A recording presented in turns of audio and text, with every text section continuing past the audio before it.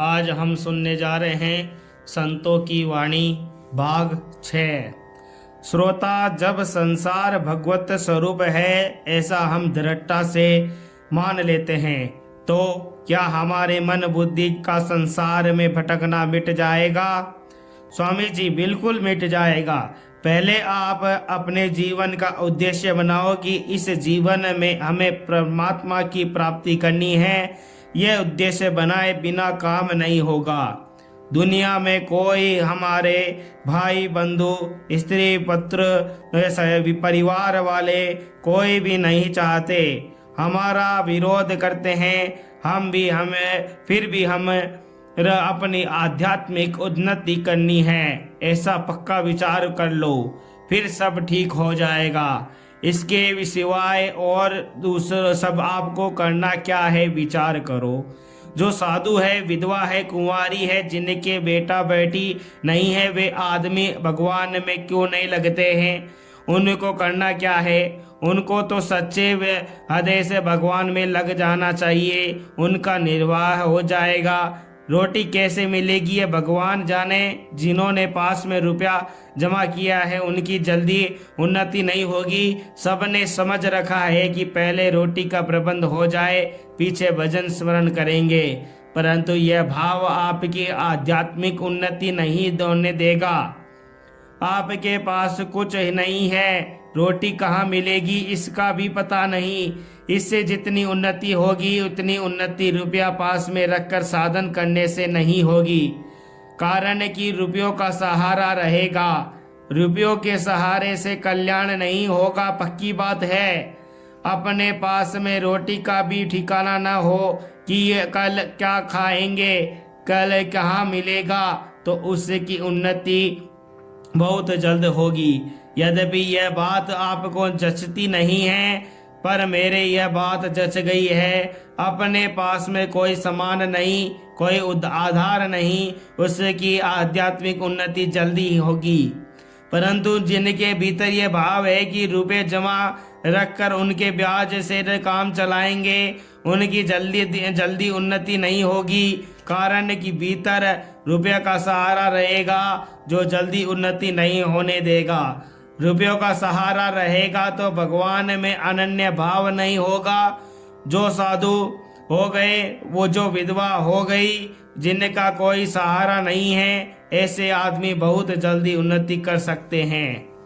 ध्येय केवल परमात्मा प्राप्ति का होना चाहिए।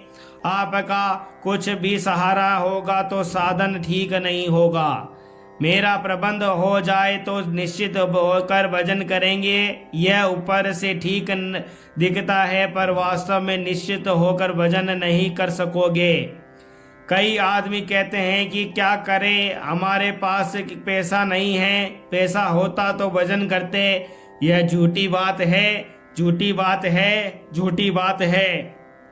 जिनके पास रुपए हैं उनमें कितने आदमी भजन करते हैं। जिनके खाने का, पीने का, रहने का कोई प्रबंध नहीं है, उनकी भगवत कृपा से बहुत जल्दी उन्नति होगी, बिल्कुल सच्ची बात है।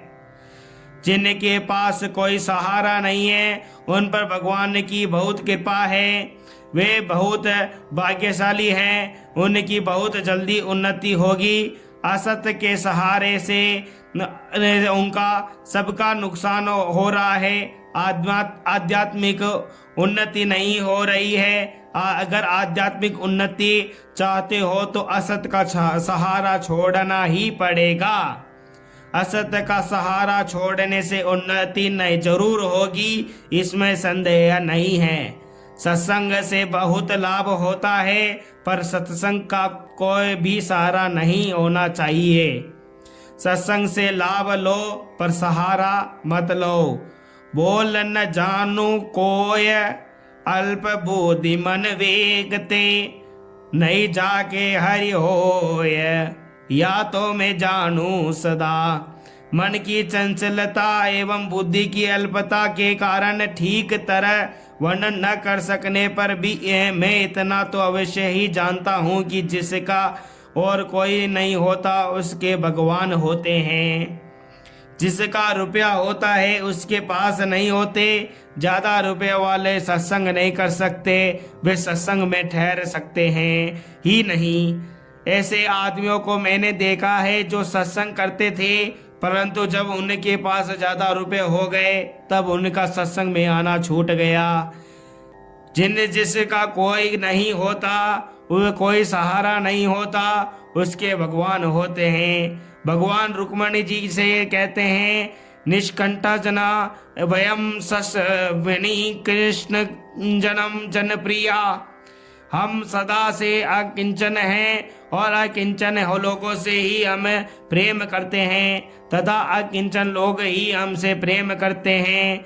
आपने पास कुछ भी नहीं है तो यह बड़े आनंद की मौज की बात है। बड़े भगवान की बड़ी भारी कृपा है। कोई भी सहारा है, ब्याज का भी सहारा है तो वह परमात्मा की प्राप्ति नहीं होने देगा।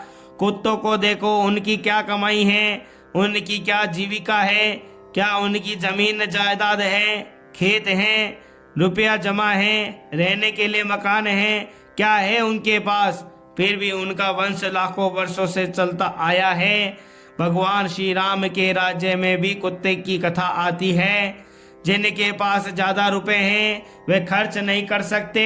साधुओं को रोटी भी गरीबों के घर से मिलती है, धनियों के घर से नहीं। इसका मैं भुक्तभोगी हूँ। गरीबों के घर में रसोई तक जा सकते हैं पर धनियों के घर में भी प्रवेश नहीं कर सकते, क्योंकि वहाँ लाठी लिए हुए आदमी खड़ा रहता है। जिनके पास खाने को रोटी नहीं, पहनने को पूरा कपड़ा नहीं, रहने को मकान नहीं, अंटी में दाम नहीं, पैरों में जूता नहीं, सिर पर छाता नहीं, पर जिनको एक भगवान का ही सहारा है वे संत महात्मा बन जाते हैं। पैसा होने पर भजन करेंगे ये कोरा वहम है।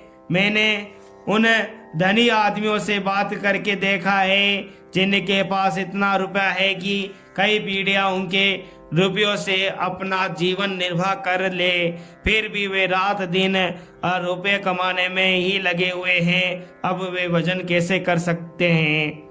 संसार का मूल कारण क्या है?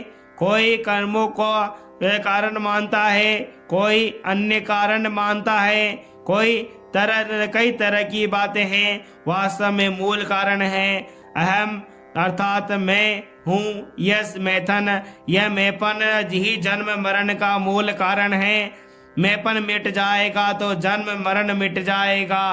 जब तक मैपन रहेगा तब तक शांति नहीं मिलेगी। निर्मम निरंकार होने से ही पर शांति की प्राप्ति होगी। निर्ममो निरंकारम स शांति मदगी गच्छते। अहम को स्वीकार करके मिटाना चाहोगे तो अहम मिटेगा नहीं, जो मिटाओगे तो मजबूत होगा। कारण कि अहम को मिटाने के विचार में भी अहम ही है। जिसको मिटाने की चेष्टा करते हैं वह मजबूत होता है, क्योंकि वह मजबूत है तभी तो आप मिटाते हैं। मूल में अहम है ही नहीं, एक ही परमात्मा अनेक रूप से रुए हैं।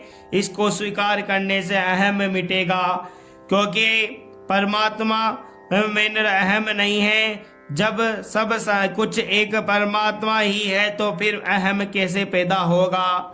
यह अहम मिटाने का सुगम रास्ता है। अपने सहित सब कुछ परमात्मा ही है।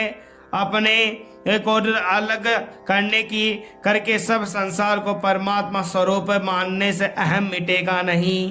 जैसे सब परमात्मा के स्वरूप हैं, ऐसे ही मैं परमात्मा का स्वरूप हूँ। ऐसा होने पर अहम मिटेगा। हमारी जगह परमात्मा आ जाएंगे तो मेटपन मिट जाएगा। अहम ही जन्म मरण का कारण है। अहम को मत पकड़ो तो जन्म मरण होगा ही नहीं। कर्मों का फल तो पीछे होता है, अहम पहले है। अहम के ऊपर भी अपने कर्म टिके हुए हैं। सब कर्मों का आधार अहम ही है। अहम से ही कर्म बंधते हैं और कर्मों के अनुसार जन्म मरण होता है। अहम कर्तव्याभिमान ही नहीं रहेगा तो कर्म कैसे बनेंगे? कर्म नहीं बनेंगे तो जन्म मरण नहीं होगा। अहम को मानकर उसको मिटाने से वह मिटेगा नहीं, अतः उसको माने ही नहीं कि अहम है ही नहीं, भगवान ही है। जो अहम को मानकर उसको मिटाना चाहता है वह वास्तव में अहम की रक्षा करता है। एक ही भगवान अनेक रूप से हुए तो उन रूपों में अहम भी एक रूप है। परमात्मा सत्य है, संसार असत है। अहम न सत्य में है न असत में है, यह केवल माना हुआ है। जब एक ही परमात्मा अनेक रूपों से हुए तो उन अनेक रूपों में आप भी है। अतः ऐसा माने कि मेरी जगह भी भगवान ही है, मैं हूँ ही नहीं। यह अहम को मिटाने का बड़ा सीधा सरल उपाय है। बन गए आप अकेले सब कुछ, नाम धरा संसार। अहम न रहे तो आप स्वतः जीवन मुक्त है। श्रोता, आपने कहा कि ब्याज का, किराए का, पेंशन का सहारा नहीं लेना चाहिए, तो इसमें आपका खास तात्पर्य क्या है? स्वामी जी, तात्पर्य यह है कि जब तक आप संसार का सहारा रखोगे तब तक परमात्मा में अनन्य प्रेम नहीं होगा। भगवान में अनन्य प्रेम चाहते हो तो संसार का सहारा मत लो। क्यों भी कोई भी सहारा लोगे तो भगवान से अलग हो जाओगे। मीराबाई ने यही कहा है कि मेरे तो गिरधर गोपाल दूसरों ना कोई, सेवा सबकी करो पर सहारा किसी का मत लो, किसी से कुछ मत चाहो, सहारा केवल भगवान का लो। एक भरोसो एक बल, एक आस विश्वास, एक राम घनश्याम हित, चातक तुलसी दास। संसार में कोई सहारा देने वाला नहीं है, सब छूटने वाला है। जो मिलता है और बिछुड़ता है वह अपना नहीं होता।